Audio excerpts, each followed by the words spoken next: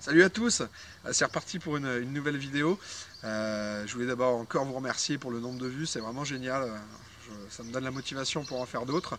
Et je voulais vous faire une vidéo dans la continuité de celle de présentation des cannes.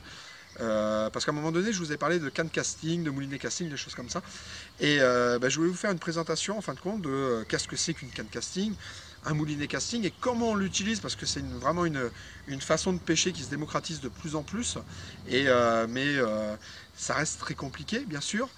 Quand on ne connaît pas, c'est pas comme avec un moulinet spinning où tiens, là, on lance et puis c'est fini. Là, vraiment, il y a une façon de lancer des choses comme ça et de la base à comprendre pour vraiment passer le pas, parce que j'entends souvent des gens qui passent pas le pas parce que c'est compliqué, des choses comme ça. La première chose, on va parler de matériel et puis donc la première chose malheureusement en casting, c'est le prix. Le prix des ensembles. Mais pour débuter, le premier conseil que j'ai à vous donner, l'argent, le budget que vous avez à mettre, mettez-le principalement là-dedans, dans le moulinet. C'est pas comme avec un moulinet spinning où je dirais qu'importe, on va dire, le prix du moulinet, en fin de compte, c'est la sensation et après la tranquillité de pêcher avec, des choses comme ça qui vont faire le prix. Là, c'est vraiment la base. C'est-à-dire qu'avec un moulinet, on va dire bas de gamme, je vais avoir beaucoup plus de mal à bien lancer qu'avec un moulinet vraiment un peu plus sérieux, on va dire. Aujourd'hui, moi je pense personnellement, il faut minimum mettre 100 € dans un moulinet convenable. C'est à peu près le tarif. Moi je conseille toujours, pour commencer, c'est celui-là, c'est le Curado. Mais c'est un tracteur, c'est vraiment génial. Qu'on soit débutant ou expert, c'est vraiment le moulinet de base qu'on utilise. Ça vaut dans les 200 € environ.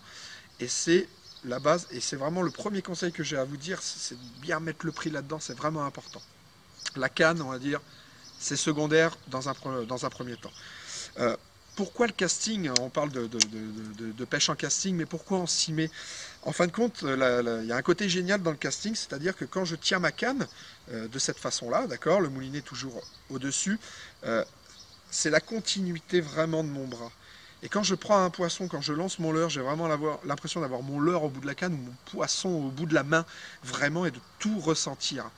Il y a un côté très ludique là-dedans. Le gros avantage aussi du casting, c'est la précision de lancer. C'est-à-dire que c'est avec ma main que je vais pouvoir décider à quelle distance et comment poser mon leurre. D'accord? Avec un moulinet spinning, je lance mon leurre, il part à peu près, si on est doué, à peu près dans la bonne direction. Là, vraiment, je vais venir poser mon leurre à l'endroit voulu, à l'endroit vraiment où j'ai envie de mettre mon leurre. Et je vais vraiment poser mon leurre. D'accord? Je vais pas le balancer dans l'eau, je vais vraiment le poser. Grâce, en fin de compte, c'est là où on va rentrer dans un peu plus le plus technique, grâce à la forme du moulinet. On voit bien ici, le moulinet, il est composé simplement, il est composé d'une bobine, là où on vient enrouler la tresse dessus. Et en fin de compte, c'est avec mon pouce, je vais venir frotter, en fin de compte, la bobine pour pouvoir contrôler la vitesse de libération de mon fil. C'est vraiment la base en casting de ce qu'il faut comprendre, c'est à quelle vitesse se libère ma tresse. Succinctement, on va regarder comment se compose un moulinet casting pour ceux vraiment qui ne connaissent pas. Là, la première chose que je vais vous montrer ici, c'est la rondelle qu'il y a ici, c'est ce qu'on appelle le frein de combat. Comme sur un moulinet spinning sur le dessus, c'est en fin de compte, si je le desserre, mon frein de combat il est complètement libéré.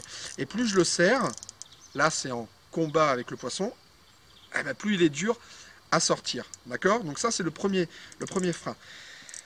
Quelque chose qui va sûrement faire grincer les grands experts du casting, c'est-à-dire que cette partie-là, je n'y touche pas. Ne regardez pas ça, pour moi, c'est pas le plus important.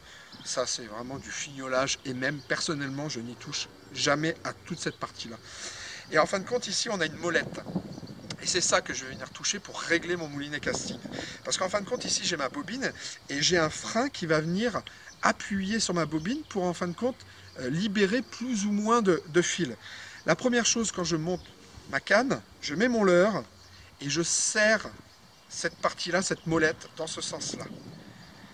Qu'est-ce que ça va faire? En fin de compte, ça va venir appuyer sur ma bobine et freiner ma bobine. Ici, j'ai une gâchette qui va me libérer en fin de compte mon fil.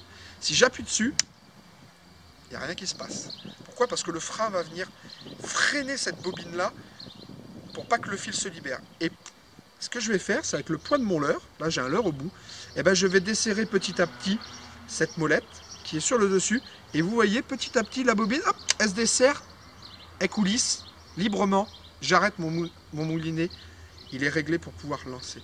Et en fin de compte, c'est cette molette-là qui va venir en fin de compte régler, qui va venir effacer toutes mes petites erreurs que je vais pouvoir faire en moulinant. Pourquoi? Parce que quand je vais appuyer, je vais venir tenir avec mon pouce, mon fil, et quand je vais lancer, je vais lâcher mon pouce, et juste avant que ça retombe, je vais appuyer sur ma bobine pour pas que mon fil se libère. Pourquoi? Parce que lui, si j'appuie pas, ma bobine, elle continue. Et là, vous voyez, elle est complètement freinée. Pourquoi? Parce que j'ai bien réglé ici mon fil, mon frein, en fin de compte, de bobine, et ce qui fait que ça vient corriger mes erreurs. Que si je le desserre totalement, si je le lâche, ma bobine, elle continue à tourner. Et là, c'est ce qu'on appelle, vous voyez, la perruque. C'est-à-dire que mon fil, lui, il cherche qu'un truc, c'est se libérer. Donc pour ça, je règle bien mon moulinet pour pouvoir corriger, en fin de compte, mes erreurs. Donc je le resserre, toujours, j'appuie, ça ne tourne pas, ça ne descend pas, je libère, c'est bon, j'ai bien réglé mon moulinet, c'est fini. Ici, quand j'appuie, pensez bien à mettre le pouce dessus, sinon le fil, il tombe. Et en fin de compte, cette gâchette, elle va venir se renclencher du moment où je vais venir faire un tour de manivelle. Comme avec un moulinet spinning où c'est pas très conseillé, mais on appuie sur cette manivelle-là pour faire descendre le moulinet pour pouvoir commencer à pêcher et à pouvoir mouliner. Et bien là, c'est la même chose. D'accord? C'est vraiment important. Comment on reconnaît aussi une canne casting, parce qu'elles sont différentes des autres? Le principal effet visuel, c'est ce petit ergot. Et ce petit ergot-là, en fin de compte, il va venir se loger, en fin de compte, entre mes doigts. Et je vais pouvoir tenir ma canne, en fin de compte, comme ça. Et quand je tiens mon moulinet toujours sur le dessus, les anneaux sont toujours sur le dessus. Alors qu'un moulinet avec un ensemble standard, tout est vers le bas. D'accord? Je vois déjà la question arriver. On ne peut pas mettre de moulinet standard, un tambour tournant, sur une canne casting. Ça, c'est prohibé, on va dire. C'est interdit. D'accord? Voilà, c'est simple. C'est simple d'utilisation. Le principal conseil que j'ai à vous donner, c'est commencer à pêcher lourd pour pouvoir bien comprendre à quelle vitesse mon fil se libère. Et à partir de là, quand je serai bien entraîné, que j'appuie, je lance, j'ouvre mon pouce et je rappuie, je pêche, plus je vais, là je ne vais pas lancer très loin en faisant ça, plus je suis habitué, plus je vais desserrer cette molette-là, qui va en fin de compte desserrer mon frein, qui va moins corriger mes erreurs, et plus il va falloir que je contrôle avec mon pouce la vitesse de libération de mon fil. C'est un pas à passer, j'invite tout le monde vraiment à s'y mettre, parce que personnellement, dès qu'il s'agit de brocher, je n'utilise plus de moulinet standard.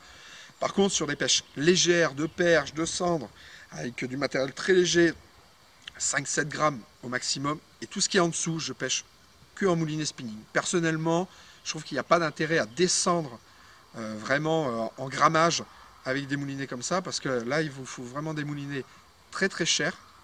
Et là, c'est plus le même budget, mais c'est un plaisir. Chacun trouve son plaisir où il veut. Personnellement, je n'utilise pas parce que ça me convient pas et je vois pas l'intérêt en fin de compte.